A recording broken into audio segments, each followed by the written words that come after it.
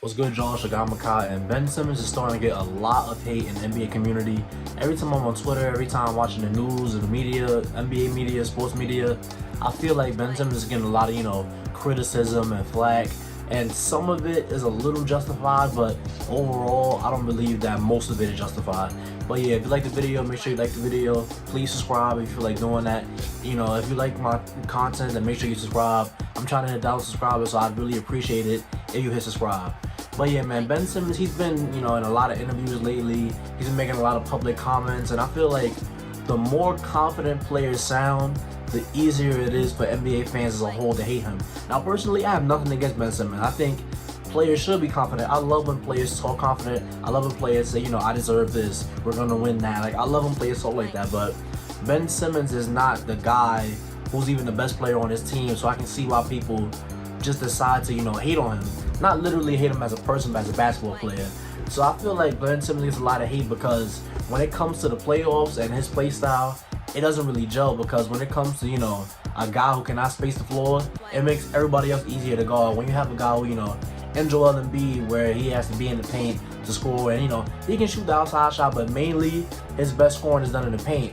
And then when you have Ben Simmons just, crowd in the paint or even standing in the three-point line, it makes Joel Embiid a lot easier to guard.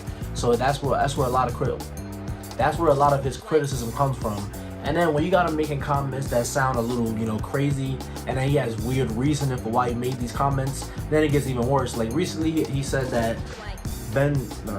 Recently he said, I think this is the year for us to do it, honestly, when asked if the 76ers are going to win a championship. And now, do I think that the 76ers are going to win the championship?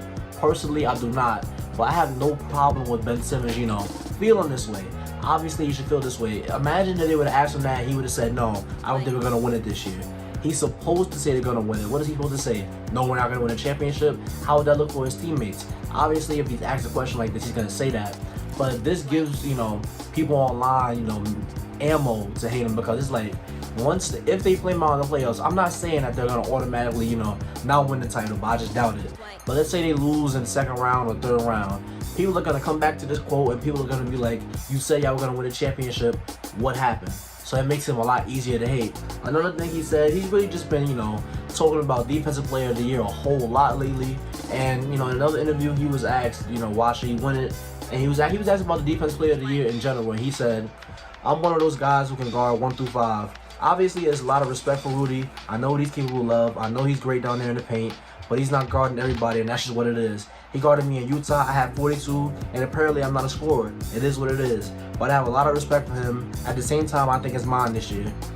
And then, when he's saying baffling, head-scratching comments like that, it's just like, what are you really talking about? Because you can't use a one-game sample size where you weren't even primarily guarded by Rudy Gobert to further your case for being, to lessen his case for Defensive Player of the Year. Obviously, when you get to the paint, you're gonna make some layups, but it's not like Rudy Gobert was, chasing him 94 feet and just was supposed to stop him. And also, you don't use one-game sample sizes to determine how good a defender somebody is. Sometimes somebody's having a great night. Ben Simmons is not the guy who should be making comments like this in regards to scoring, because the last time he had a 20-point game, I can't even remember. It's just been teens, it's been single digits. And you would think that because Joel Embiid was out for a long stretch this year, that, how we saw last year, how when Embiid was out, Ben Simmons just went crazy. Ben Simmons is what a lot of guys like to call the next LeBron, or Giannis if he had spacing, or if he had his own team. Personally, I just don't see it with him. Like, I used to be on the same camp. I used to say, give Ben Simmons space, and I say, when James Harden was in the trade market, I'm like, Ben Simmons should go to the Rockets. They should build around him because he's a great building piece. He can be Giannis, but it's clear that mentally he does not have that aggressiveness. He can't just turn it on and off like, a lot of the stars can. And it seems more often than not that it's turned off for him. Like, yes, he's a great player. He's a great transition player. He's a great driver. He's a great finisher, great passer, great defender. But when it comes to the playoffs, I think that his lack of scoring, because it's not like he cannot score. It's just his aggressiveness. It's like it comes and goes. That game against Utah was one of the most prevalent times he was aggressive. There was a game against the Lakers a couple months ago where he was really aggressive out of the gate.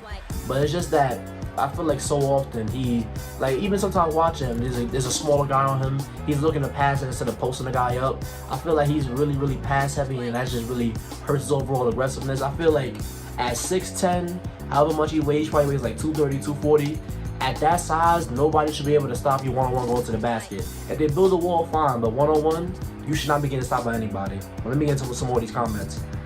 Regarding the defensive player of the year the other night, Ben Simmons was like, they played the Brooklyn Nets the other night, and Kyrie Irving had 37. And a reporter was asking him, you know, what do you have to say about that? He said, yeah, Kyrie had 37, but we won. His plus minus was -2. And Kyrie was obviously minus for that night because there was no Kevin Durant, no James Harden, so it was harder for him. But I don't understand how you just deflect like this when the guy who you were primarily guarding scores 37, and then you bring up plus minus. Like, where does that come from? I don't understand that. It's like you just keep deflecting and you keep saying these weird reasonings and you keep saying these weird answers, and you're just making it a lot easier for people to, you know, hate on you. And now, I don't want this to be regarded as like a Ben Simmons hate video. I love Ben Simmons. Ben Simmons is a great player. He's a great modern NBA player. He averages 15 points, 7 rebounds, 7 assists, 54% from the field. He shoots 67% at the rim. Like, he has great, amazing stats. It's just that he can be so much more if he was aggressive 100% of the time. Like, if I could somehow take Marcus Smart's brain and place it in Ben Simmons' body, that might be the best player in the NBA, like, because Marcus Smart is not afraid to do anything, but it seems like Ben Simmons is not so much afraid, but just really apprehensive when he wants to, you know, do stuff. And another quote I got is that Ben Simmons, when saying he's the defensive player of the year, I'm not even questioning it right now. I know I am, that's a fact. And numbers, certain stats are cool with certain players, but at the end of the day, you know. Now, once again, I have no problem with him saying he's the defensive player of the year. Now, personally, do I have him as DPOY? No, I got Rudy Gobert, but Ben Simmons is one of the most elite defenders in the NBA. I have no issue with him saying he's, you know, the defensive player of the year, but it's just that when you keep repeating it and you keep saying it, people tend to get annoyed. Like, I see online that people are getting more and more annoyed with Ben Simmons because he's talking the talk, but when it comes playoff time, he never walks the walk. Now, for all we know, this year could be way different, for all we know. But based on what we've seen in the past, Ben Simmons has some all-time bad playoff performances. Like, personally, I think in 2019, the Sixers should have beat the Raptors. Personally, not should have, but like they should have had a better chance. Now, they did lose to a buzzer-beating shot, but I feel like Ben Simmons, Jimmy Butler, and Joel Embiid, along with Tobias, like, fully aggressive, I feel like that team should not have been stopped by the Raptors alone. But, you know what I mean, it is what it is. Ben Simmons, I love the guy, but he just needs to walk the walk in the playoffs before he starts talking, you know, super duper spicy like this. I love the spicy talk, but that's why everybody hates Ben Simmons, because he's talking a lot and his game is all the way to the point where he should be the loudest person on his team.